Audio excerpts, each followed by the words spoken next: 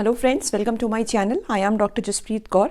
Today the topic which we are going to discuss is the functions of human resource management. Already I have discussed what is human resource management and what are its nature and scope, objective as well in the previous video. अगर आपने नहीं देखा है तो आप check कर सकते हैं मेरे चैनल पे. मैंने जो है ऑलरेडी बता रखा है कि एक वीडियो बनाया हुआ है उस पर कि ह्यूमन रिसोर्स मैनेजमेंट क्या है, उसके ऑब्जेक्टिव्स क्या है, उसका स्कोप क्या है. तो आज हम पढ़ेंगे कि इसके फंक्शंस क्या होते हैं. जैसा कि आपको पता ही है, as you all know that human resource management is primarily concerned with the human resource of the organization, right? It is concerned with the planning, it is concerned with the recruitment of the people at the right place and at the right time, right? Which we call right job fit.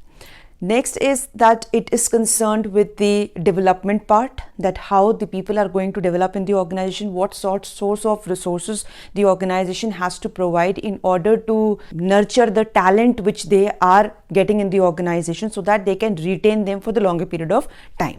So today we are going to discuss the functions. So the functions can be categorized into two aspects. First is operative function and second is managerial function, right. पहला जो है operative function है, दूसरा आपका managerial function है. हम सबसे पहले ऑपरेटिव फंक्शंस की तरफ चलते हैं. First is procurement. अब प्रोक्योरमेंट क्या होता है?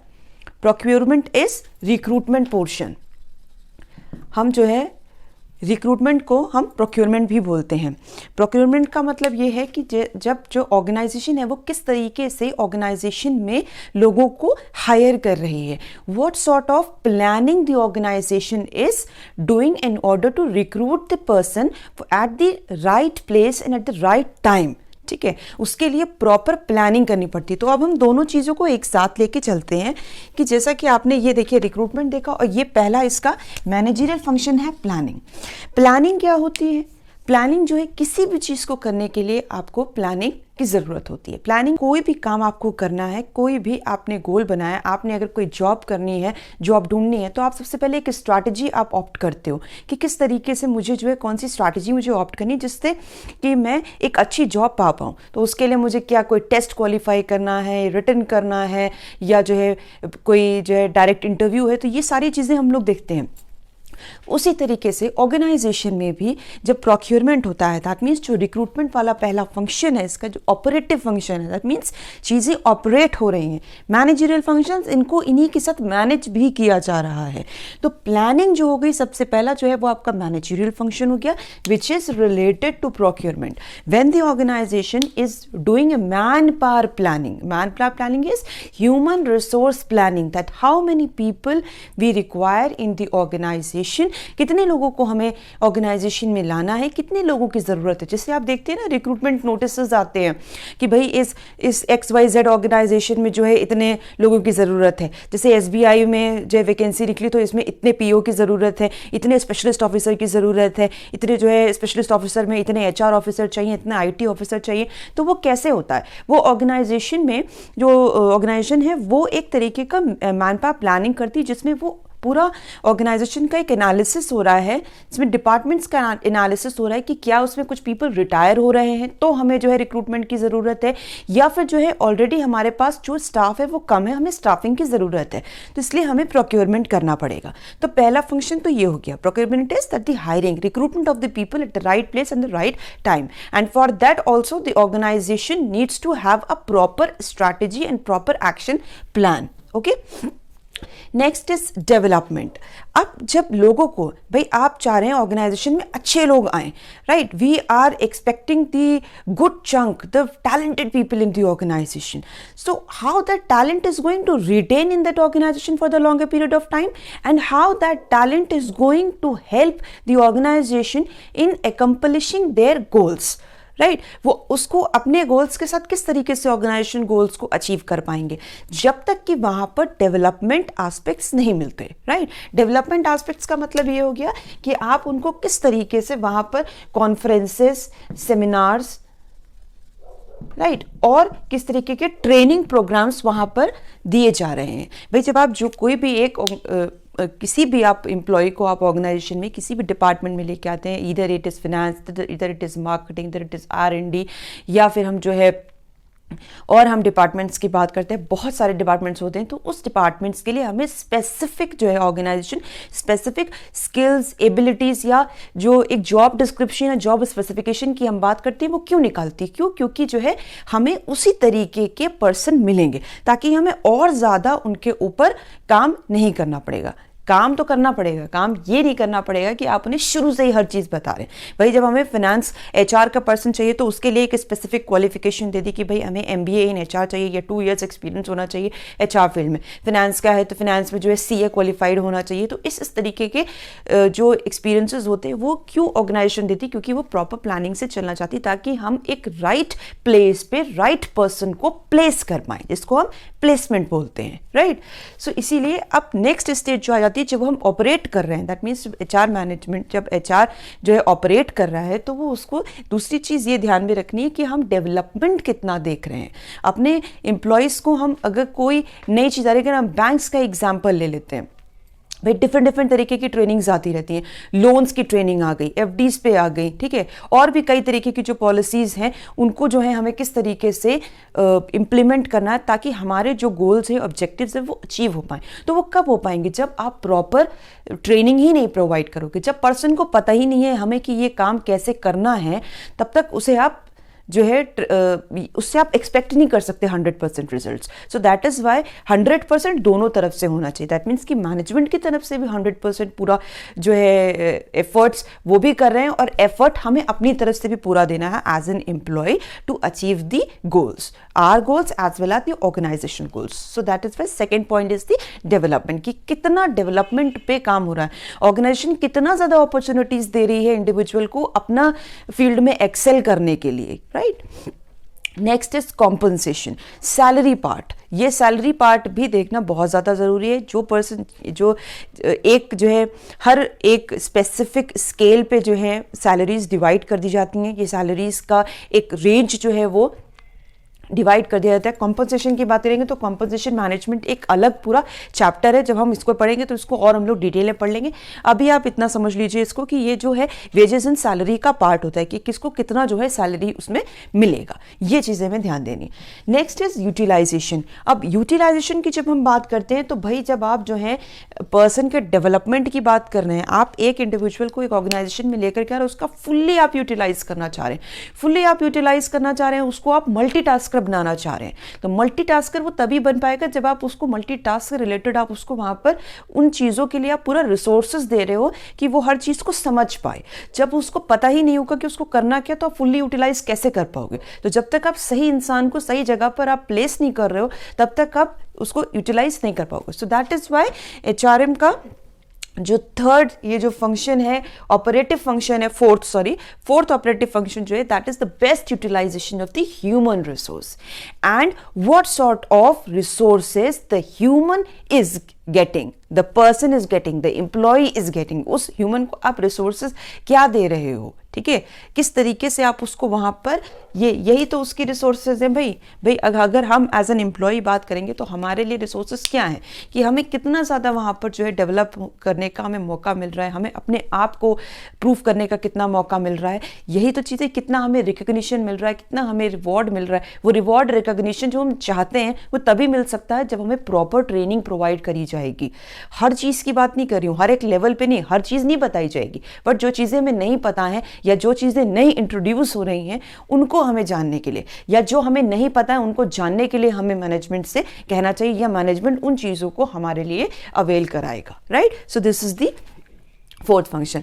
Then next is the maintenance part. अब मेंटेनेंस क्या हो गया कि हम कंट्रोलिंग एस्पेक्ट किस तरीके से उनका जो अप्रेजल वगैरह है वो हम किस तरीके से कर रहे हैं, तो ये इसके अंदर आ जाएगा। तो परफॉर्मेंस अप्रेजल, ये दोनों चीज़ें कोरिलेटेड है एक दूसरे से कि किस तरीके से आप यूटिलाइजेशन करें और कितना आप उनको मेंटेन करके रख रहे हो। मेंटेन का मतलब ये कि आप कितना ज़्यादा हेल्दी और कॉर्डियल रिलेशनशिप्स बनाने में हेल्प कर रहे हो लोगों के बीच में, ठीक है। So these are the operative functions of human resource management. Now coming down to the managerial function. अब आपने मैनेजमेंट के फंक्शंस तो पढ़े होंगे, जो हमने जनरल मैनेजमेंट पढ़ा था, तो मैनेजमेंट के हमने फंक्शंस पढ़े थे, planning, organising, directing, staffing, controlling. ठीक है, तो स्टाफिंग तो यहाँ पे हो ही रही है, हम स्टाफिंग के बारे में ही पढ़ रहे हैं। ठीक, अब उस स्टाफिंग के लिए क्या क्या चीज़ें होती हैं वो यहाँ पे आप जान लीजिए। फर्स्ट इज प्लानिंग, जो अभी हमने देखा कि किसी भी चीज़ को करने के लिए भाई हमें कितने लोग चाहिए ऑर्गेनाइजेशन में, how many people we require in the organisation, for that we are going to do a proper planning. The management is going to do a proper planning that how many people we require in an organization and in which department the vacancies are there. तो ये पूरा proper analysis होगा. Next is organizing. Now what is organizing? Organizing वैसे तो हमने कितनी बार बताया ये organizing क्या होता है, but यहाँ पे क्या चीज़ होगी? ऑर्गेनाइजिंग का यहाँ पर मतलब ये दैट हाउ द एक्टिविटीज या division of the activities are being done among the employees, that is organising. आप किस तरीके से जो ड्यूटीज हैं, रिस्पॉन्सिबिलिटीज है, वो किस तरीके से जो है ऑर्गेनाइज करी जा रही हैं, लोगों के बीच में कैसे बांटी जा रही हैं, दैट इज ऑर्गेनाइजिंग। ठीक है, यहाँ पर वर्कलोड एनालिसिस की बात हम लोग कर सकते हैं कि किस पर्सन को आप कितना ज़्यादा वर्कलोड दे रहे हो। कभी कभी ऐसा हो जाता है, देखिए वर्कलोड तो होता ही होता है ऑर्गेनाइजेशन, बट वर्कलोड एनालिसिस भी होती है कि किसके ऊपर कितना वर्कलोड रहेगा। ठीक है, वो जस्टिफिकेशन होता है, वो एनालिसिस होती है कि ये इस पर्सन के ऊपर इतना लोड रहेगा। अब वो लोड जो है कभी कम ज़्यादा भी हो जाता है। इस कम ज़्यादा से क्या होता है, लोगों के बीच में बहुत ज़्यादा जो है क्वेश्चंस आने लगते हैं कि हमें ही इतना ज़्यादा काम क्यों दिया जा रहा है। तो कभी कभी ऐसा भी होता है कि कुछ लोगों का जो है ऐसा लगता है कि कई लोग ऐसा करते हैं, बहुत ही प्रैक्टिकल चीज़ें मैं आपको बता रही हूँ कि कई बार ऐसा होता है कि कुछ लोग ये काम नहीं कर रहा तो इससे क्या ही कराना, चलो ये पर्सन काम करने वाला तो इससे करवा लेते हैं। तो इस तरीके से नहीं होना चाहिए। ठीक है, ऐसा यहाँ पर क्या फिर ये चीज़ क्या हो जाएगी, यहाँ पर जो कोऑर्डिनेशन वाली चीज़ है ना वो नहीं आएगी। लोगों के बीच में जो हार्मोनियस रिलेशनशिप्स जो हम लोग बोलते हैं वो नहीं आ पाएंगे। राइट, हार्मनी की जब हम बात करते हैं, जब आप लोगों के बीच में काम जो है ना प्रॉपरली डिवाइड नहीं कर रहे हैं, तब तक क्या हो रहा है कि जो कोऑर्डिनेशन है वो प्रॉपर नहीं आ पाएगा। So that is why first is that planning is very important and second is that organising, that how the division of the responsibilities is being done among the employees so that the coordination can be maintained and जो एक common goal है उसको achieve किया जा सके, जिसमें person अपने भी प्रोफेशनल गोल्स को अचीव कर रहा है और ऑर्गेनाइजेशन के गोल्स को भी मीट आउट कर रहा है। तो कोऑर्डिनेशन बहुत ज़्यादा ज़रूरी। तो कोऑर्डिनेशन आएगा ही नहीं। अब भाई अगर आपको लग रहा है कि जैसे मैनेजर को या टीम लीडर को अगर लगता है कि ये पर्सन काम नहीं करता, इसको छोड़ो, रहने दो, इसको नहीं काम करवाना है, ठीक है, इसको छोड़ो, ये क्या ही करेगा। कई बार ऐसा लोगों के दिमाग में आता है, या ऐसा मैंने नोटिस भी किया है, कई लोगों को देखा है कि सही कहता है कि इससे क्या काम कराना, ये तो करेगा नहीं, चलो इससे ही करवा लेते। तो उसके ऊपर वर्कलोड ज़्यादा हो गया। बजाय इसके कि आप उस पर्सन को वो दें, उससे अच्छा है कि आप वहाँ पर उस पर्सन को ट्रेनिंग जैसा या कुछ एक सेमिनार जैसा या एक काउंसलिंग सेशन क्यों नहीं देते, ताकि वो अपने काम को और बेहतर तरीके से कर सके, बजाय इसके कि उस पर्सन के ऊपर और ज़्यादा स्ट्रेस होता जा रहा है और वो पर्सन कुछ कह ही नहीं पा रहा है। उसको तो ये लग रहा है कि मेरी नौकरी ना चली जाए, क्योंकि सबसे पहला चीज़ तो दिमाग में यही आती है कि हमारी नौकरी ना चली जाए। Right, so that is Y coordination is very important. अब भाई कहीं भी काम होगा, किसी भी एक जगह पे काम होगा, तो ग्रुप्स में भी काम होता है, इंडिविजुअल भी काम होता है। भाई आपका ग्रुप परफॉर्मेंस भी काउंट होती है और इंडिविजुअल परफॉर्मेंस भी काउंट होती है। ग्रुप परफॉर्मेंस में फिर जब टास्क जो है एक के ऊपर 2-3 टास्क आ जाते हैं या 2-3 रिस्पॉन्सिबिलिटीज आ जाती हैं और दूसरे के ऊपर कुछ भी नहीं है या बहुत ही कम है, तो वहाँ पर जो कोऑर्डिनेशन है वो कम हो जाता है। अल्टीमेटली क्या होगा, जो एक्सपेक्टेशन होगी आपकी प्रोडक्टिविटी की वो कम हो जाएगी। तो इसीलिए प्रोडक्टिविटी को जब अगर हमें हाई रखना है तो हमें ऑर्गेनाइजिंग बहुत अच्छे तरीके से करनी है। तो इसीलिए जो दूसरा जो मैनेजरियल फंक्शन है वो ऑर्गेनाइजिंग है। थर्ड इज आपका कोऑर्डिनेशन उसी से आएगा जब आपकी चीज़ें ऑर्गेनाइज्ड रहेंगी। Right, next is directing.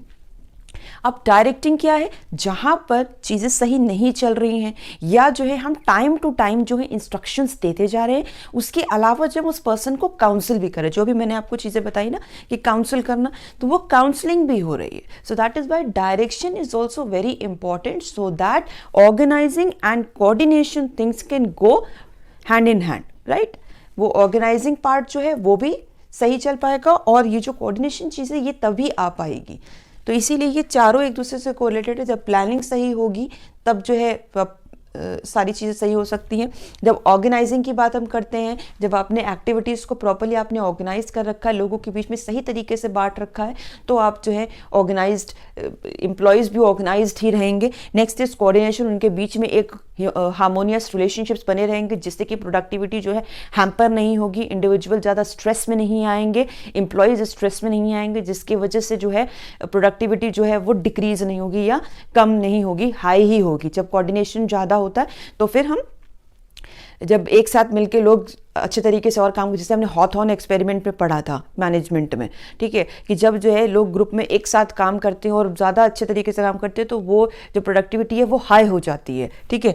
तो इसीलिए क्योंकि इंडिविजुअल भी काम करेगा, इंडिविजुअल परफॉर्मेंस भी होगी और ग्रुप परफॉर्मेंस भी होगी। That is why directing is very important, that how you are directing your employees, how you are directing the people, how they have to perform their duties and responsibilities in order to achieve the common goal or common objective, as well as their personal objectives also। हमारे अपने भी तो कुछ expectations होती हैं कि हमें एक पोजीशन मिले, हम प्रमोशन लें, तो ये सारी चीज़ें कैसे होती हैं जब हमारा जो रिलेशनशिप है वो हार्मोनियस रहेंगे और हमें डायरेक्शन प्रॉपर मिलते रहेंगे, हमें प्रॉपर ट्रेनिंग मिलती रहेगी, हमें कॉन्फ्रेंसेस के रूप में हो, चाहे सेमिनार्स के रूप में हो, चाहे कोई केस स्टडी के रूप में हो, तो ये सारी चीज़ें जो है ये बहुत ज़्यादा इंपॉर्टेंट है। और तभी जो है ह्यूमन रिसोर्स का जो ये फंक्शन है ये बहुत ही ज़्यादा इंपॉर्टेंट होता है। इन सारी चीज़ों को लेकर के दोनों ही एस्पेक्ट्स बहुत इंपॉर्टेंट है, operative functions as well as managerial functions, right. तो मुझे लगता है कि आपको ये चीज़ें बिल्कुल क्लियर हुई होंगी कि ऑपरेटिव फंक्शंस क्या है और मैनेजरियल फंक्शंस क्या है, और दोनों ही एक दूसरे से कोरिलेटेड है, क्योंकि हमें जो मैनेजमेंट है वो पूरा प्रॉपर जो है एक प्लानिंग लेकर के चलेगा कि किसमें हमें कितने लोग चाहिए, वर्कलोड एनालिसिस भी होगी, और जो है हार्मोनियस रिलेशनशिप्स तो हमें चाहिए ही चाहिए। अगर हार्मनी नहीं होगी लोगों के बीच में तो प्रोडक्टिविटी अल्टीमेटली जो है डाउन हो जाएगी, इंडिविजुअल भी एज वेल एज ऑर्गेनाइजेशनल भी। तो that is why these are the functions which are very important. So I hope you like this video, आपको ये चीज़ें समझ में आई होंगी। अगर आपको ये वीडियो अच्छा लगा हो तो प्लीज़ मेरे चैनल को लाइक करें, शेयर करें एंड सब्सक्राइब करें। Thank you.